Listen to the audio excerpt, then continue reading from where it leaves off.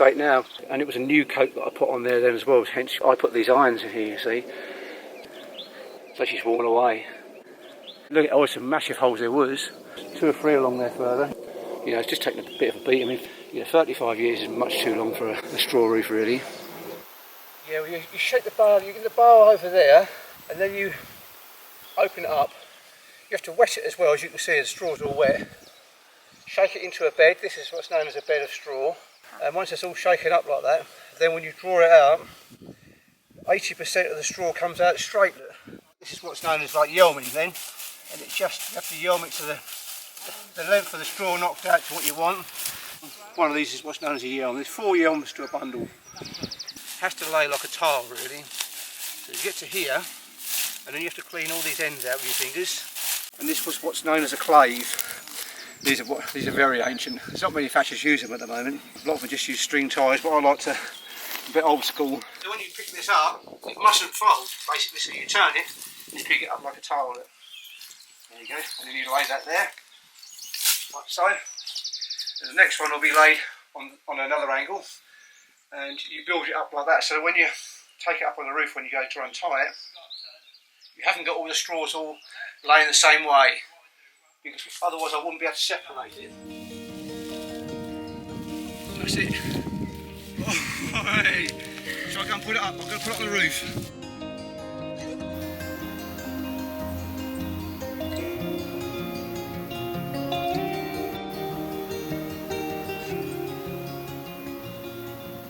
On a roof this size, this has taken about between 10.5 and 11 tonnes of straw on here, which is a lot of straw. Yeah, it's the coat work that goes over the top of the old basically, and on the back here we stripped off some because it was quite thick on there anyway. Probably took about 10 or 12 inches off, and then so we had another 8 to 10 inches to fix to underneath, which is the original coat. You just got to keep an eye on your level down here, that you don't slide it up too far. You're too far down, otherwise your coat work ends up unlevel. You end up with a dip in it, which is what you don't want. It looks unprofessional. You never put straw on without using a thatching needle. That keeps the pressure on, and it keeps the yelm, that section of the leaf of straw, very square. That's always my join, you see. You put it there, introduce it, and then your hand goes down it to form a join, back up, and then you take that needle out, push it over, back on again. If you don't put it on like that, you'll end up with a bad join and it will leak within 4 years.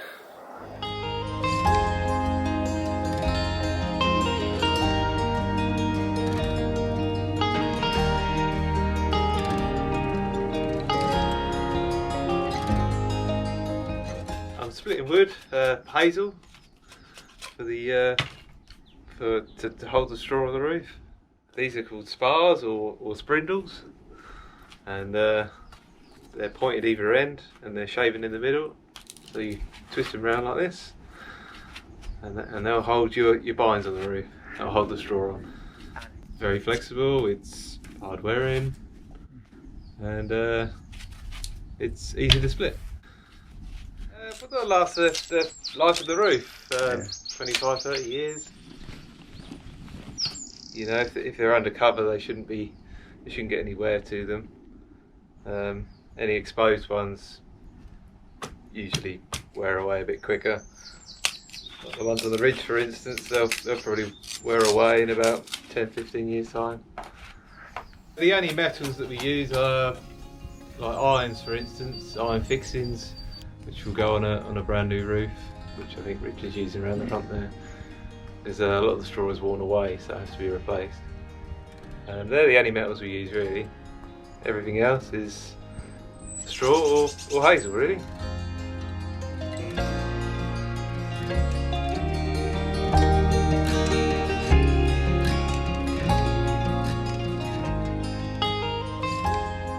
It's been going a long time, fashion, back to the days of the Saxons, but you know, things got a bit prettier over time, I suppose, like ridges, and you know, you got the crisscross patterns and stuff like that. A bit more smarter than they used to be. They're a bit more shabby back in the day, I would say. I've been doing this 22, 23 years now. It is encouraged to keep the heritage going. You know, it's a tradition in this country. It's nice to see it being carried on. It's just a recycled headboard of a bed, welded up and made up. Yeah, most of the tools that we use are made up. You can't buy them in shops. Under here by more than 8 inches. You've got a good, in some places you've got a good 10-12 inches of straw on here.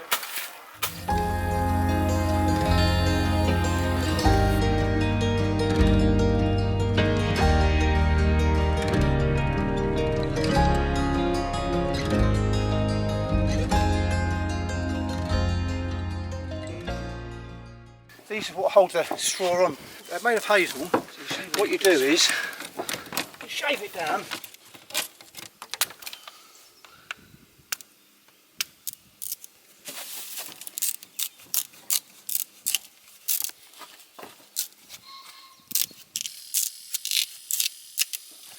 Then you put a point on the end of it.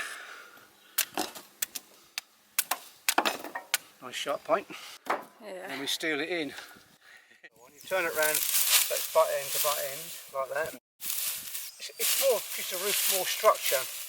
These go along the top. You'll see it going on later. It's called a roller. It's tied up. It's a good hitch. Saves on wasting string, otherwise you're always tight and cutting bits off.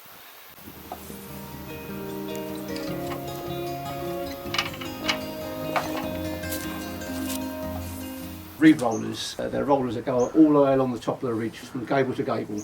Some of them start off as round as your leg, and you put that all the way along the top of the ridge.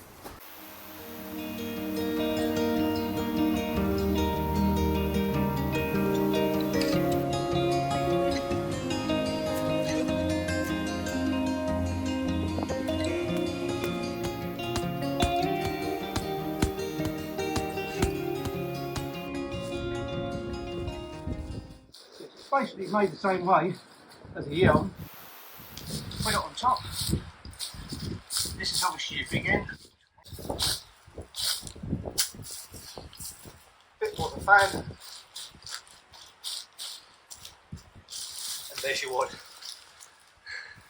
This is the big end of the wad, which will go out towards the outside of the gable.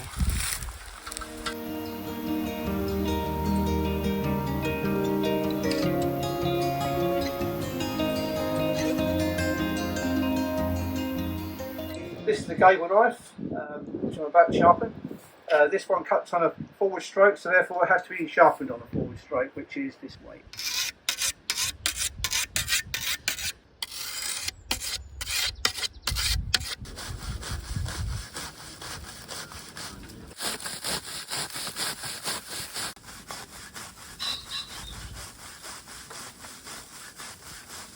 Once the coat work is on the entire roof, all the way along the top of the ridge, you slowly build it up with your leaf work, or skirts as we call them, which is straw laid downhill and fixed in with hazel fixings. They go up to the top of the roller.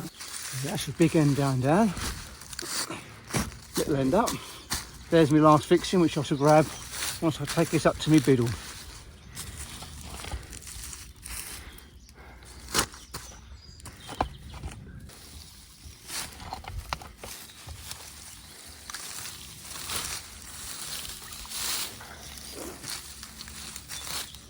And put a little vine across.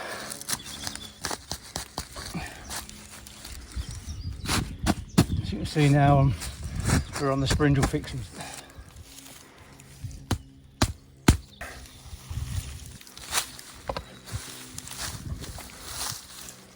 Fixing just below the roller.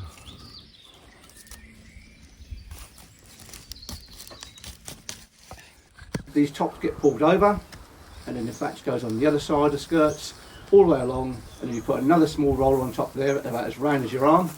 Eventually you end up with a little tiny roller, and that's the last roller, and that's the one where the saddle goes on. They call it a saddle because it sits in the centre of the ridge. The leaf work lays on that, and you put a rod all the way along the centre, tap it all in with spindles, and then you bend this down and bend this side down, which we use now. We used to use a lot of hazel, but now we use Ashbrod's fixings, which last many, many years.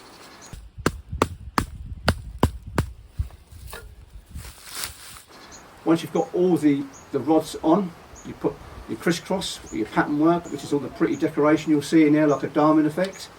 They all go in, and the pinnacles are the highest points on either side of the gables.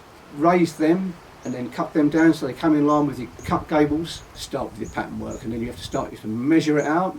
The length of the roof, the standard scallop or whatever pattern you put on a roof has to be a standard size, so you know what distance your gaps are going to be between your patterns, and you slowly mark it out. We do use them most of the time if we can. We can do different designs with these and points and whatever else. So this is one we like the most. It tends to wear very evenly, whereas the point will wear the tip off a lot quicker because the water will always go to the longest point. We're going to cut this straight cut through here.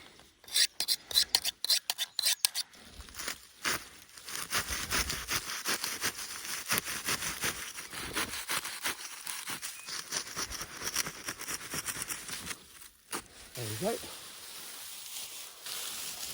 That's the part of your straight cut there.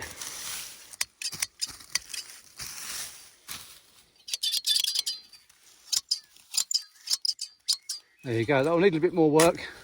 All these bits will take a little bit of time. I've got to trim all these off. This is the eave knife, and I'm going to be cutting the eave, which you can see I've already done all the way along here. Sharpens on a complete opposite stroke to the gable knife.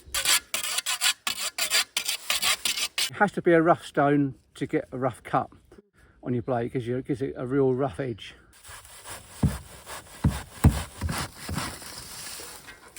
There you go.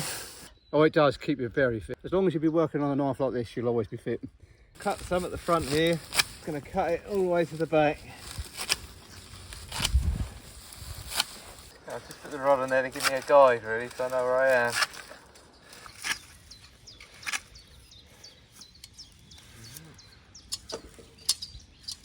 Once the course is taken right to the top, you rake it out and you chuck a bucket of water down and give it another good rake out.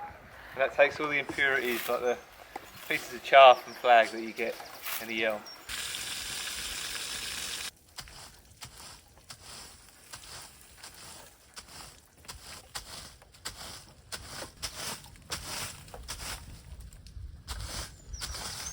That's it. That's the Thatcher's rake. Has to sort of be kept on a 45-degree angle as you comb out. You don't shove it in too tight like that, or too much down, because you'll pull out too much straw. You just keep it on a slight angle, and it just brings the straw straight and cleans out. So when the roof is finally finished with all the clipping work, the last thing that goes on is the wire netting to keep out vermin, mainly rats and birds. It's impossible to keep mice out because mice will get through such a tiny hole. Always try and keep the seams about 1/4 of an inch away from each other like that before we join it.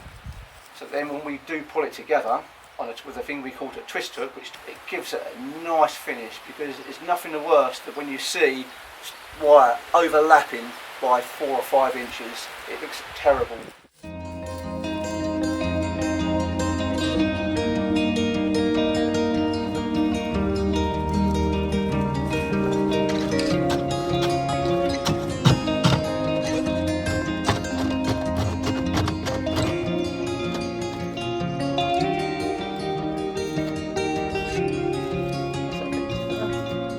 This is the final job on the roof. This is called a bubbler, which is another handmade jobby. Most of our tools are homemade, and looks a bit like a mallet, but it does the job. It's got nails with the heads cut off, and you put it on the wire like this, and where the bubbles are, just give it a little tiny twist like this, and it just stretches it tight.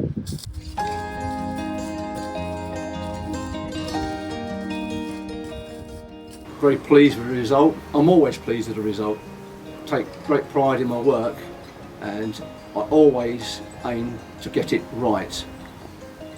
And I've always said to myself, if I never do a job properly, then I'll be packing basically. But my pride is in the finish, what I get every time.